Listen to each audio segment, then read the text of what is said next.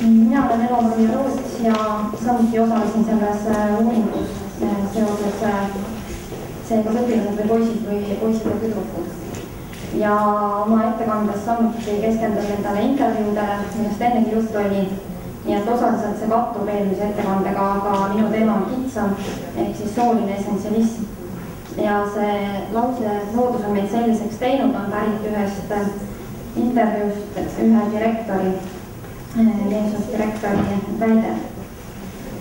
Sooline essentsialism lühidalt on usk, et soolised erinevused on looduse poolt määratud ja paratamatud. Ja et teatud omadusi, eeliseid, puuduseid ja käitumismustreid nähakse meestele ja naistele kaasa sündinute ja loomuomastena. Ja sageli siin ka neid omadusi eristatakse erinevate väärtustega, antakse erinevaid väärtuseid mehelikele omadustele ja naiselikele omadustele. Ja essentsialismis on ka eriti tugevalt eraldatud mehelikkus ja naiselikkus ja arusaam sellest, et milline on mehelik ja milline on naiselik käitumine.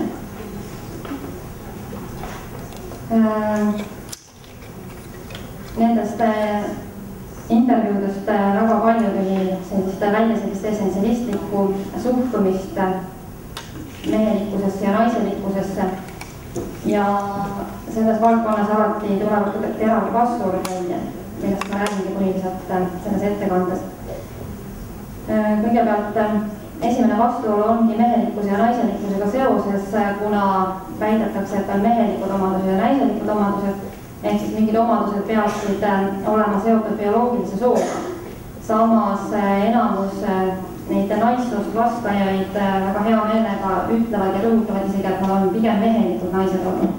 Sest kui see annaks neile väärtust juurde, et nad on olnud mehelike omadustega, mehed reeglina ei ütle, et nad naiselikud on olnud. Nii et järelikult ei ole ikkagi need omadused niivõrd bioloogilise soole omistatavad.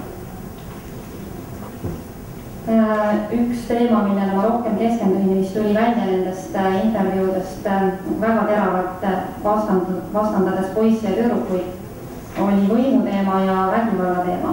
Ja nagu mõtlemise osas eriti õpetajad ja direktorid väga sellist vahet ei teinud, et poisid ja tüdrukud mõtleksid väga erinevalt või õpiksid konkreetselt erinevalt, siis mis vägivalda puudutab, siis toodi välja, peaaegu kõik vastajad tõid välja põhiliselt samad asjad.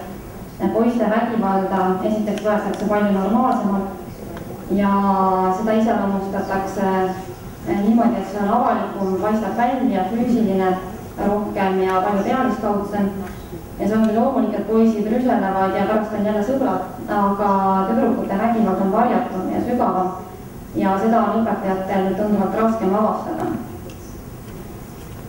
Poiste vägivalda põhjendatakse sellega ja seda tegid ka enamus vastajaid, et poisid tahavad panna hierarhia paika.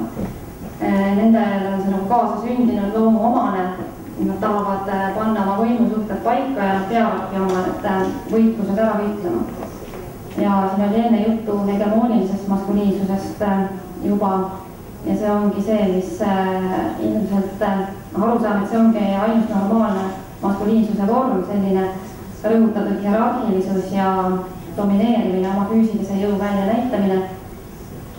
See tähendabki siis, et poiste puhul on füüsiline vägivald normaalne kuidagi ja loomulik käitumine.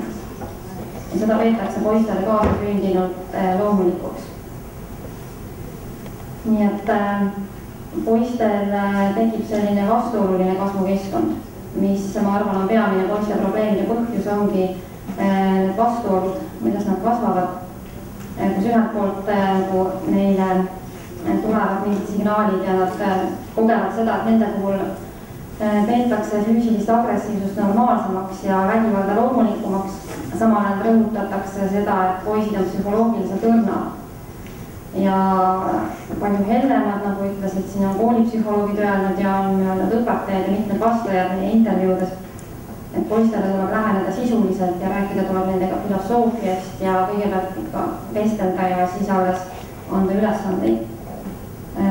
Ja samuti see, et kui poiss ei vainutada, siis ta murdub, aga tüdruk tuleb tagasi, nagu üks õpetaja arvas. Seda oli üks psühholoog öelnud. Nii et siis selline suhtumine, et see ongi normaalne, poiss sünnibki sellisena, et ta on psühholoogiliselt nõrk, füüsiliselt tugev. Ja samuti on suhtumine, et poisid on loomupärased liidrid. Mehed sünnivadki juba heade juhtidena ja see ongi normaalne, et mees on juht. Ja samas peaaegu kõik vastajad, ja see on ka üldiselt levinud hoiak, et mehed on puudulike sotsiaalsete oskustega ja ei oska nii hästi suhelda kui naised, et see ongi kaasasündinud juba. Ja siit tulevad juhi rolli vastuolud. Esiteks uskumus, et mees on sünnipäraselt parem juht, on väga juurdunud, sellest oli ka enne juttu siin. Ja samas väidavad paljud vastajad, et poisid ei saa selleks juhi rolliks ettevalmistust. Siis võiks küsida, et milleks neil on vaja ettevalmistust juhi rolliks, kui nad sünnivad juba loomuliku juhina.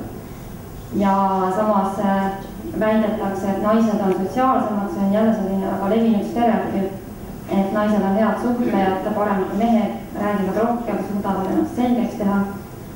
Ja üks vastaja ütles ka, et naised on geneetiliselt sotsiaalsemad. See tähendab siis, et nad juba sünnivad heade sotsiaalsete oskustega, paljude arvates. Aga siis selgub, et juhi roll eeldab häid sotsiaalseid oskuseid.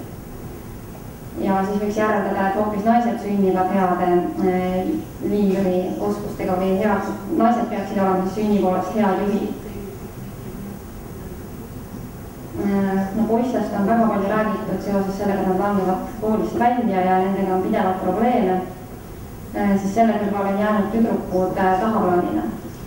Sellest oli siin juba juttu, et tüdrukutel arvatakse olevat koolis parem, aga tegelikult neil on tunduvalt rohkem stressi ja samas ka kooliga seotud stressi ja leitud, et poisid on pigem agressiivsemad ja kõrgema enesehinnanguga. Ja just teismeeas on uurijad leidnud, et on öeldud, et tüdrukud teismeeas kaotavad oma hääle ja poisid leiavad oma hääle. Ehk siis leiavad oma soolise identiteedi.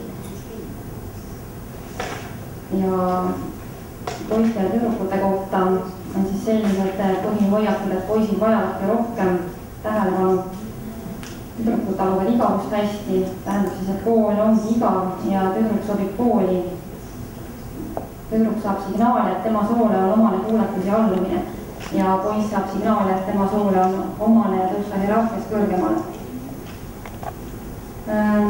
Võib öelda, et meie koolis on õpilase roll sarnane ajaloolisele naise rollile. Ja see on just selline kujutlus naisest kui heast allujast ja käsutäitjast. Naine on vigane õpilane. Ja tüdruku puhul peetaksegi sellist rolli normaalseks.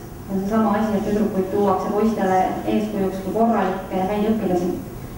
Ja samal ajal poisil tekivad need vastuolud, et kas ta siis vastab sellele ootusele, mis näeb teda kui mehelikku meest, mida ootavad ilmselt tema sõbrad ja võib-olla ka vanemad, meedia, terve ümbritsev ühiskond annab tal mingisuguse pildi ja mudeli sellest, milline on mehelik mees. Üks direktor ütles ka meie vastajatest, et Eesti mees tahab olla kõva mees. Ja on tal poisil koolis teine valikuvariant, et kas ta võtab selle korraliku kooliõpilase rolli, aga see läheb vastuollu tema maskuliinse identiteediga, kuna poiss kujundab oma mehelikkust vastandades naiselikkusele. Ja seda on leitud, et hea õpilane seostub laste tüdrukulikkusega.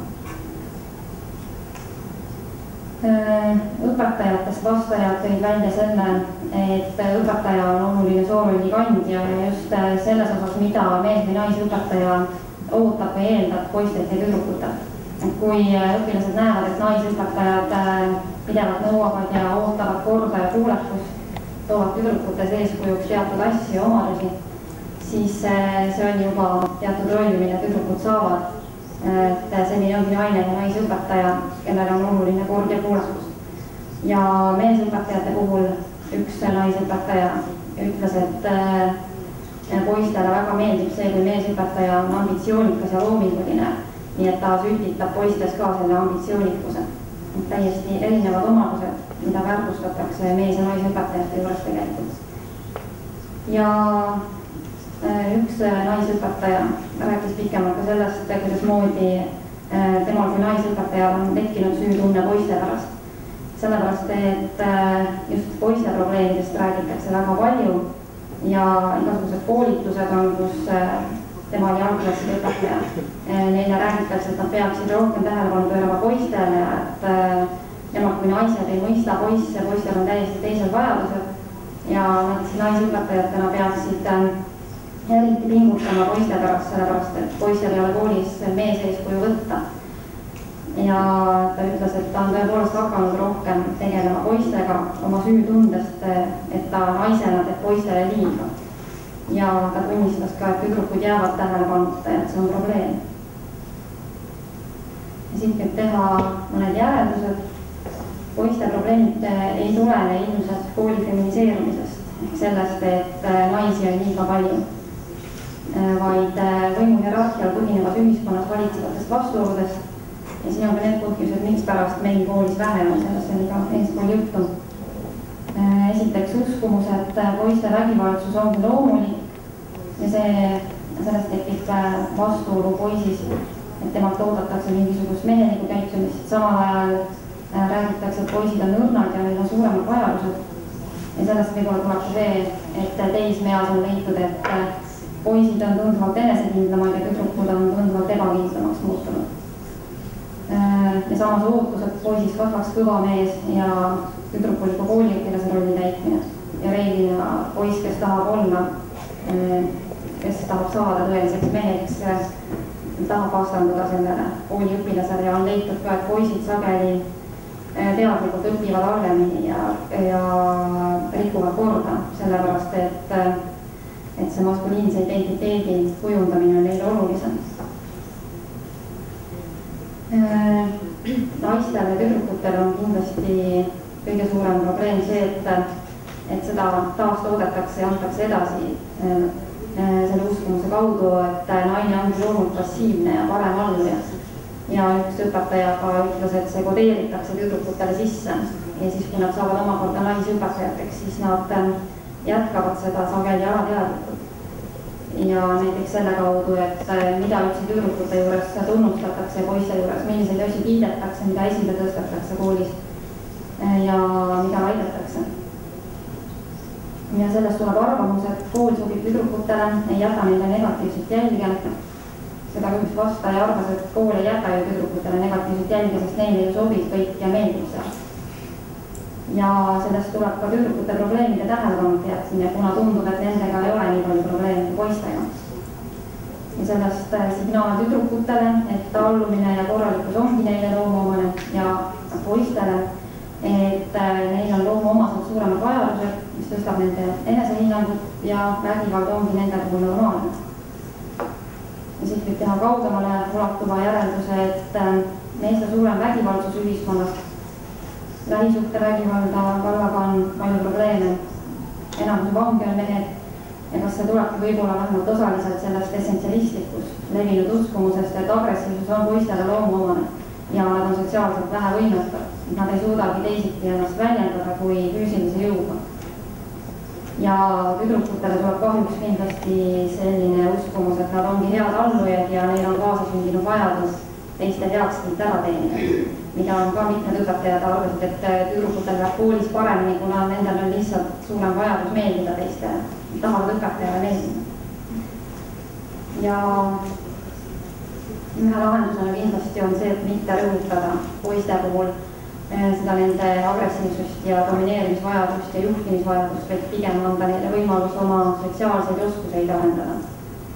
Ja kindlasti mitte reageerida nende agressiivsusele kui millelegi loomulikule. Ja tüdrukud peaksid saama rohkem võimalusi arendada initsiatiivikust ja oskust endas seista ja juhtimisoskust.